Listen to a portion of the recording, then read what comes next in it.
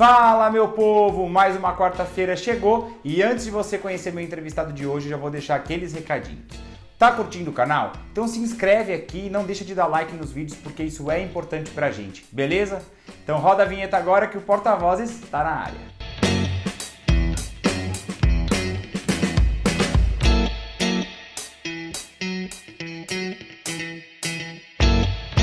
No vídeo de hoje vocês vão conhecer o Thiago. Ele tem 19 anos e durante toda a sua vida ele estudou em escolas públicas, ele não desistiu, correu atrás do prejuízo e foi aprovado em Ciências Sociais na USP. Ele deixou muita gente chocado e essa é a história que eu conto pra vocês hoje. Thiago, bem-vindo ao Porta-Vozes. Obrigado. Prazer ter você e contar essa história. Prazer é meu.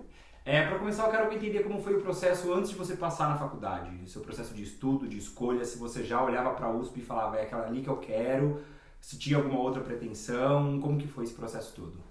Então, eu consegui passar no vestibular, entrar na USP logo na minha primeira tentativa, né? Eu entrei pelo Enem, não foi pela FUVEST. Eu considero a FUVEST muito mais difícil do que o Enem, né? E foi no ano de 2017 que eu passei e ao longo de todo o ano eu estudei bastante, né? Eu estudei bastante sozinho, por conta própria, em casa, pegando livros em biblioteca pública, essas coisas. Mas eu também fiz um cursinho comunitário, né? Um cursinho para estudante de baixa renda lá em Guarulhos. Mas ao longo de toda a minha vida eu sempre fui bastante estudioso, eu sempre gostei muito de ler, escrever, então eu sei que isso contribuiu muito para eu conseguir, ter um acúmulo muito bom, né? E entrar na USP, fazer o vestibular e conseguir passar. Eu confesso que eu não tinha a USP tanto em mente, né? Claro que eu adoraria entrar nela se eu conseguisse, eu ia ficar muito feliz, porque eu acho que estudar na melhor universidade do país é uma meta de todo mundo. E você já tinha em mente que seria uma faculdade pública? Sim, eu já sabia que seria pública, porque se fosse privada eu não teria condições de pagar.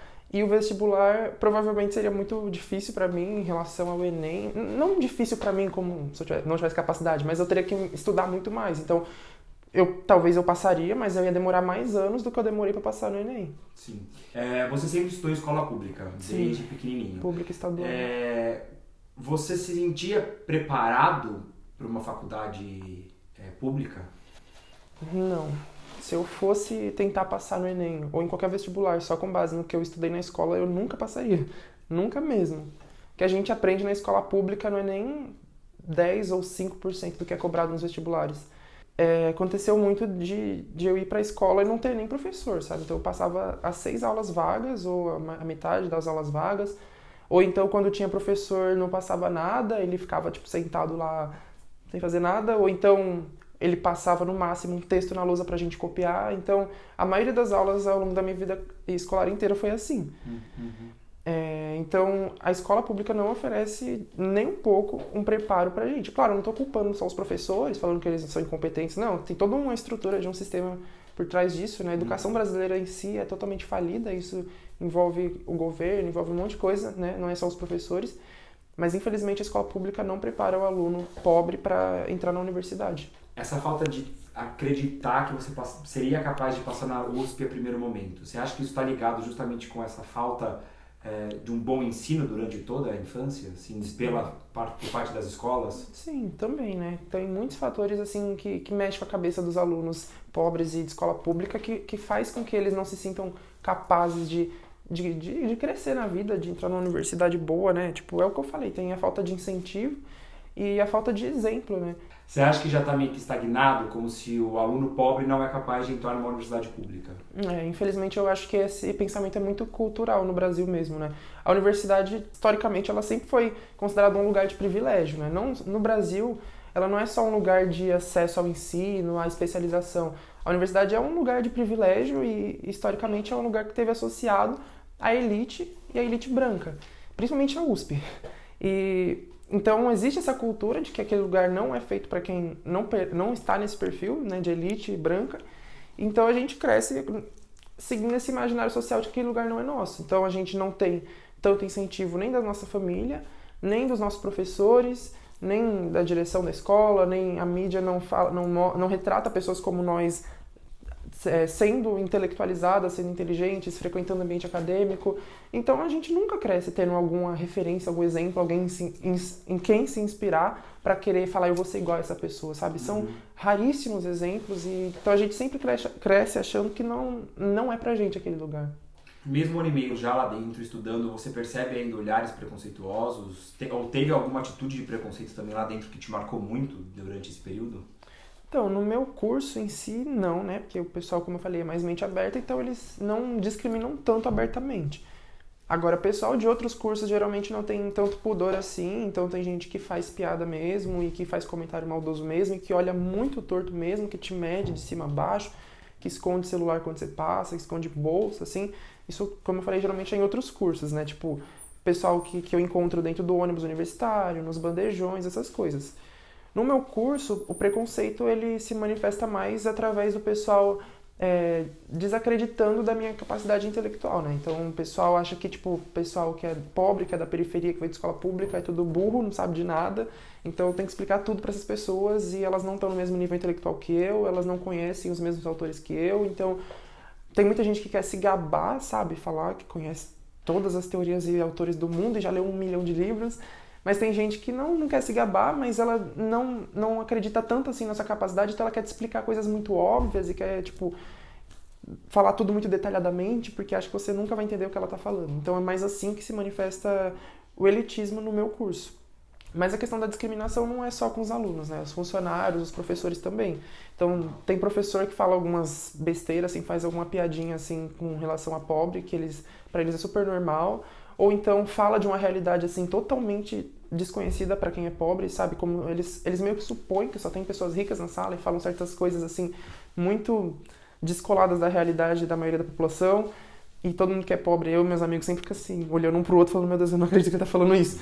E os funcionários, assim, muitas vezes duvidam que eu seja aluno, já aconteceu de pedirem minha carteirinha, já aconteceu de ficarem fazendo várias questionários, assim, para eu provar que eu era aluno de lá, sabe?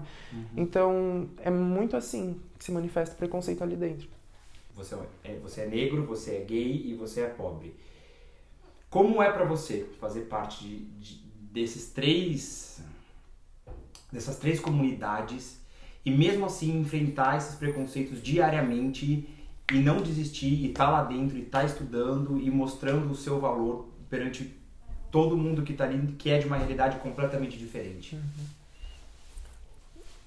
Eu acho que é uma coisa que exige muita força de mim, né, e de todos os outros que, assim como eu, estão lá dentro resistindo, né? Que felizmente eu não sou o único, não estou sozinho lá dentro. Isso me conforta muito, né? Saber que tem outras pessoas como eu lá dentro. Mas todos nós sabemos que a gente tem uma responsabilidade muito grande nas mãos, né? Porque a gente que é de minorias políticas, quando entra nesses espaços de poder, a gente não está representando só a nós mesmos, a gente está representando toda a nossa classe, infelizmente. Então, qualquer erro que a gente cometer, as pessoas vão atribuir a toda a classe, né? Se um negro comete um erro, é porque todos os negros são incompetentes, não é só aquela pessoa. Ao contrário de uma pessoa branca, quando ela comete um erro, só é atribuído a ela própria, né? Então, a gente tem muita responsabilidade nas mãos, e essa responsabilidade, ela exige que a gente tenha muita força, né? Eu, particularmente, me considero uma pessoa muito forte, mesmo sendo tão novo, eu só tenho 19 anos, eu já passei por muita coisa nessa vida, assim, por ser parte de todos esses grupos que você falou, né, tanto na USP quanto em todos os outros espaços que eu já frequentei na minha vida. Então, eu me sinto assim, com muita responsabilidade em mãos, me sinto forte por conseguir estar resistindo a tudo isso e me sinto orgulhoso por poder estar representando tanta gente, porque eu recebo muita mensagem de muitas pessoas que dizem se inspirar e se orgulhar de mim e se sentir representadas por mim e também inspiradas, né? O pessoal fala que, tipo, eu sou uma referência, então até então eu não conhecia outro chavoso que estudasse na USP ou até em uma universidade, sabe, pública. E ser uma inspiração para as pessoas que são do meu grupo, ao mesmo tempo que eu sou uma resistência dentro do espaço dos outros grupos, né? Isso é uma coisa muito significativa para mim, eu fico muito feliz, né? Hoje, quando você olha para trás e vê toda a trajetória do Thiago, o que você sente?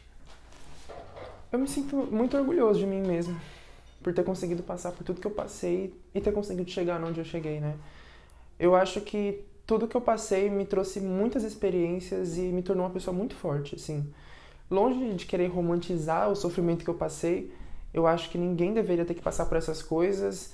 Eu acho que todo mundo deveria ter acesso a tudo, assim, de forma digna, né? Emprego digno e saúde, educação e tudo mais.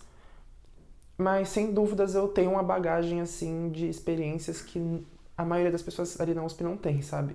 Hoje, se você puder olhar para uma criança que você acha que seja parecida com o Thiago pequeno, qual o conselho que você dá para ela? Estude. Estude muito, leia muito e mesmo que não tenha incentivo, mesmo que não tenha referências, mesmo que não tenha alguém lá te cobrando o tempo inteiro, ou seja, essa própria pessoa cobre a si mesmo e corre atrás. Infelizmente, a gente que é pobre, a gente que nasce sem esses privilégios, a gente precisa amadurecer muito mais cedo, a gente precisa aprender a cuidar de nós mesmos muito mais cedo.